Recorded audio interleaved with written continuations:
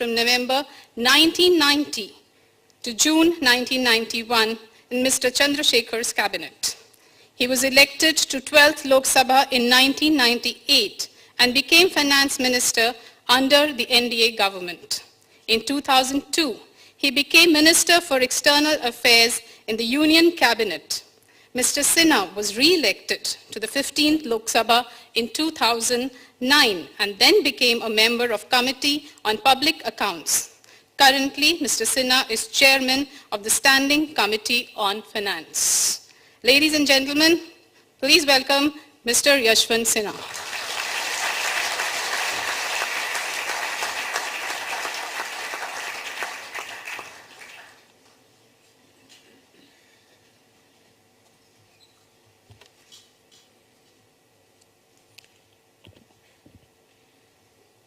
Dr. Anupam Verma,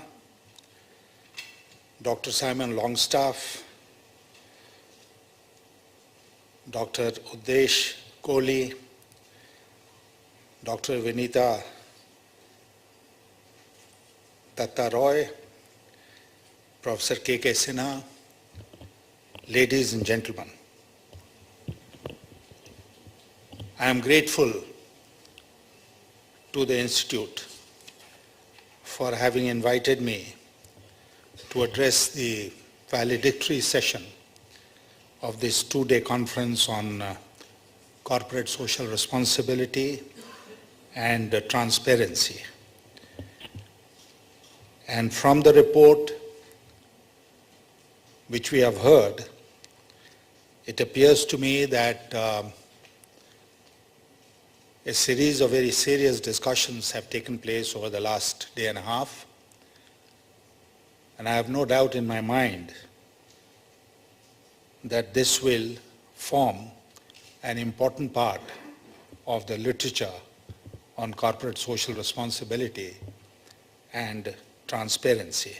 In fact, on the whole issue of corporate governance.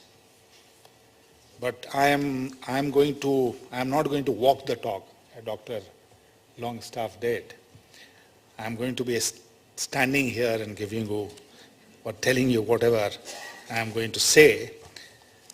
First of all, there is a very thin dividing line between an introduction and an obituary. And therefore, whenever I am on the dais and somebody is introducing me with all those things which are long gone by, you sit there embarrassed. Who is concerned about what happened in Janata Party, Janata Dal, this, that, and the other. I wish introductions were much shorter and didn't sound really like one has passed away.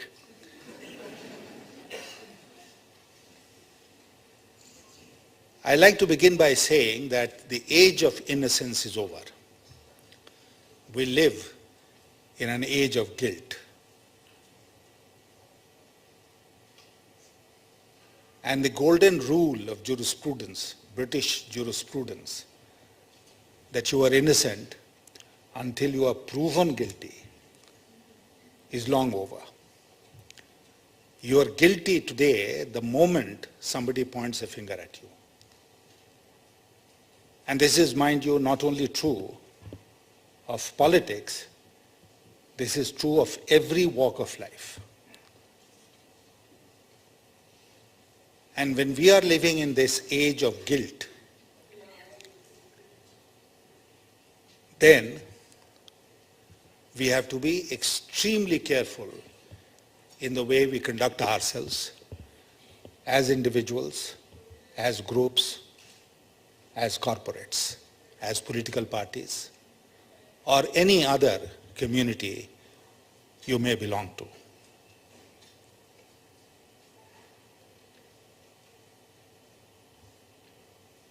Now, without going into the details, I'd like to tell you that why is this whole issue of corporate social responsibility become so important today? Why are we having seminars, symposiums, discussing them? because the entire scenario has undergone a very fundamental change, the world over and especially in India. The number of companies was only 30,000 in 1956. It is more than 800,000 today. So look at the expanse of the corporate sector. Over 800,000. We might be touching the million figure very soon if we have not touched it already. And you have all kinds of companies. Now we are thinking of cooperatives also as companies. There are single person companies. Apart from private companies and public limited companies. And if the company culture, the corporate culture, is now today a very important part of our national life, then, the old antiquated concept that a company can operate on its own, with its own management, with its own employees, with its own shareholders, and not relate to society at large, is not possible anymore. And therefore, anyone who is a part of the corporate world, anyone who is planning to set up a company, he thinks that he'll be able to live in a cocoon and distance the company from the overall social milieu, is living in a paradise of his own. It's just not possible anymore. And therefore, all this talk of corporate governance, and when we are talking of corporate governance, and good corporate governance, we are talking of independent directors, what should be the role and responsibility of independent directors. We are talking about executive and non-executive directors. We are talking about their remunerations. We are talking about the evaluation of the performance of the board of directors. And we are coming across, not only in India, but all over the world, of companies vanishing. Let me tell you that today in India, one of the most important issues that the Corporate Affairs Ministry is facing is the issue of companies which have vanished. They registered themselves. They collected some money and they have just disappeared. They are not there. Then a large number of companies register themselves and remain inactive. There is a campaign from time to time to deregister such companies because they have either not taken off or have ceased to exist.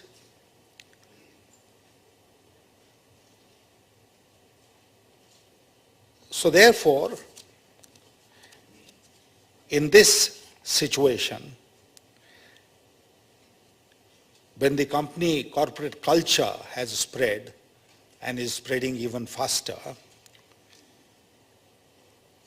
it's very difficult for any society, for any government, not to lay down norms for corporate governance and for corporate social responsibility.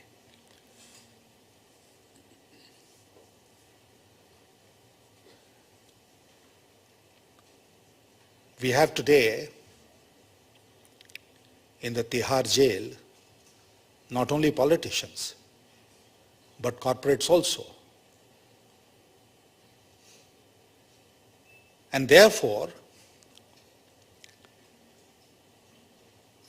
how can you say that these set of norms will apply to one set of individuals in our public life and will not apply to another set of individuals?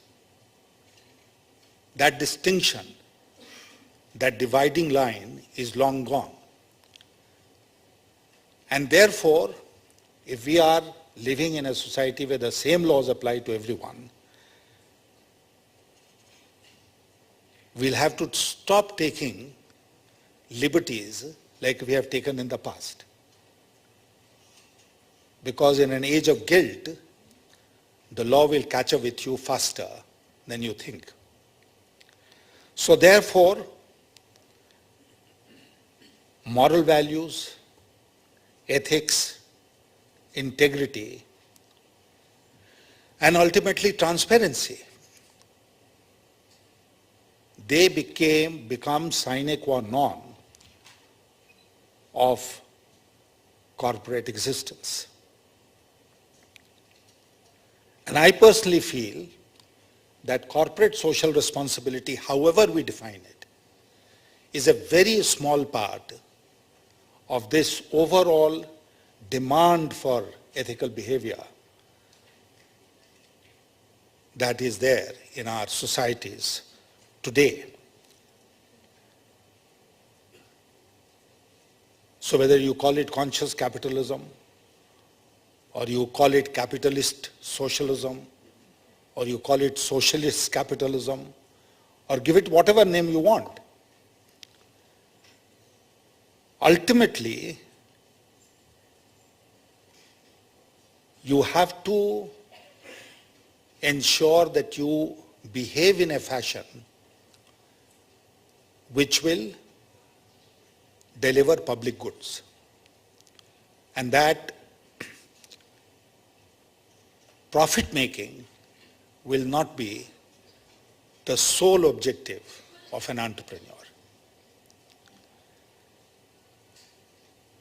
Now, if that be so, then corporate social responsibility becomes very important. And it's not merely that you dig a well or install a tube well or build a school or put a bulb on an electric pole. Corporate social responsibility, to my mind, has a much wider frame than all this.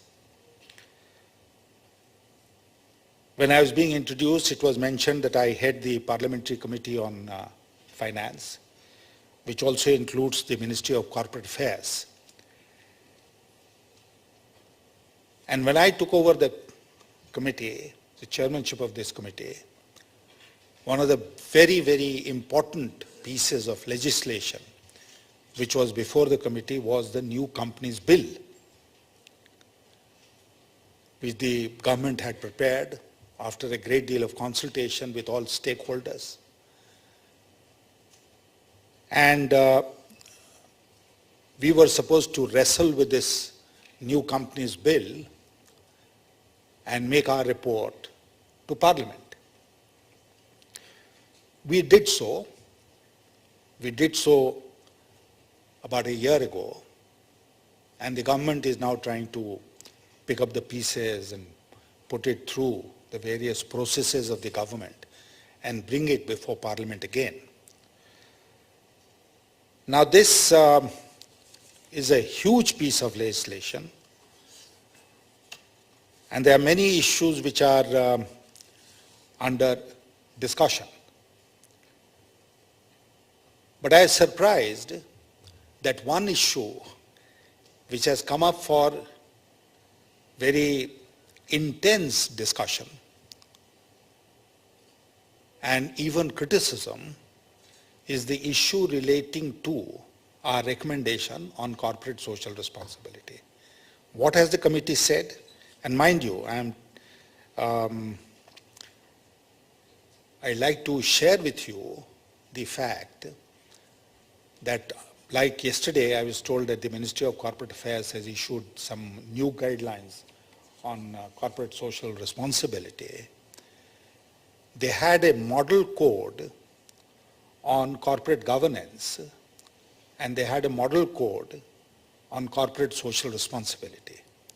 So when we started our discussions with them, we said, you've had some experience of the working of these two model codes. How many of the provisions or best practices of these two model codes could be included in the law of the land? And whatever we have recommended on corporate social responsibility has been with the concurrence of the Ministry of Corporate Affairs. Now, what is it that we have said? That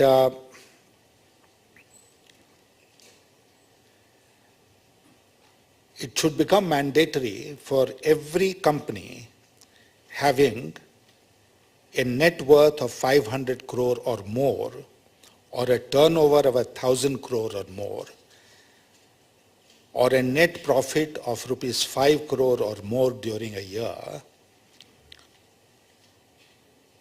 to set apart 2% of their average profit over the preceding 3 years for corporate social responsibility.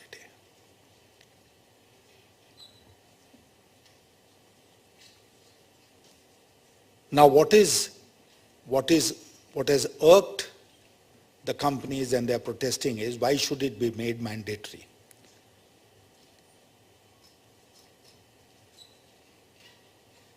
You know, I represent a constituency in Lok Sabha, which has a fair number of public sector undertakings working in that constituency, as well as private sector companies of some repute. They are known in this country. And I am often dismayed as a representative of the people when I see the living conditions of the workers and I see the living conditions of the people in areas where these people are working. And when you represent to them the fact that this needs improvement, it tends to fall on deaf ears. Will you believe me when I tell you that Coal India, which is one of the, what is it now? Maharatna. It's a Maharatna. When we suggested to Coal India in a meeting which was held by the Deputy Commissioner of the district that you clean up some water bodies, they said we have no digging experience. Coal India has no digging experience. And we are doing all our mining today is open cast mining. So they said we can't clean up the water bodies because we have no digging experience. If I had the power, I would have put this person in jail where he would have got some digging experience. I'm quoting this example in order to emphasize the point that often in the management, you have people who are completely insensitive to the needs of the people of the area, to their own employees. And this is something which is not acceptable to India today.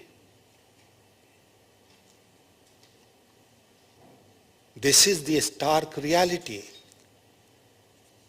Just as I am accountable to the people, and I have to go back and seek their blessings every 5 years or more often,